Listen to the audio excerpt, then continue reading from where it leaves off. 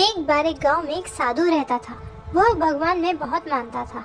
वह लगातार एक पेड़ के नीचे बैठकर तपस्या करता था। गांव के सभी लोग उसकी बहुत इज्जत करते थे। फिर एक बार गांव में बहुत भीषण बाढ़ आ गई। हर तरफ पानी ही पानी दिखाई दे रहा था। सभी अपनी जान बचाने के लिए इधर उधर दौड़ रहे थे। कई लोग ऊंचे स्थानों की तरफ बढ़ने लगे। इस बीच लोगों ने देखा कि साधु बाबा पेड़ के नीचे ही बैठे हैं। सभी ने उन्हें सलाह दी कि वह अपनी जगह छोड़ दे और भाग चले। लेकिन साधु महाराज ने कहा कि तुम लोग अपनी जान बचाओ, मुझे तो मेरा भगवान बचाएगा। धीरे धीरे पानी बढ़ता गया। साधु अपनी जगह पर ही रहा। पानी साधु के कमर तक पहुंच गया था।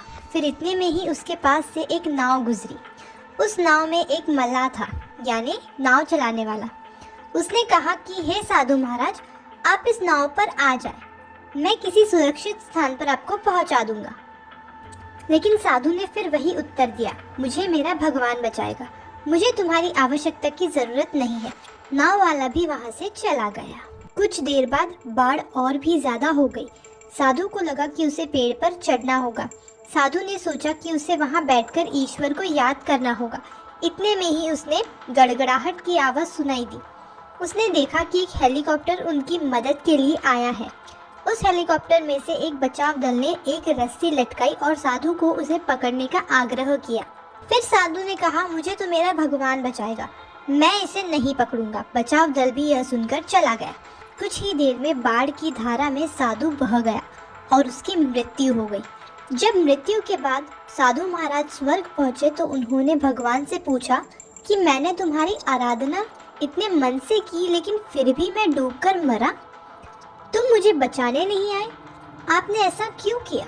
भगवान ने साधु महाराज से कहा कि मैं 3 बार तुम्हारी मदद करने आया।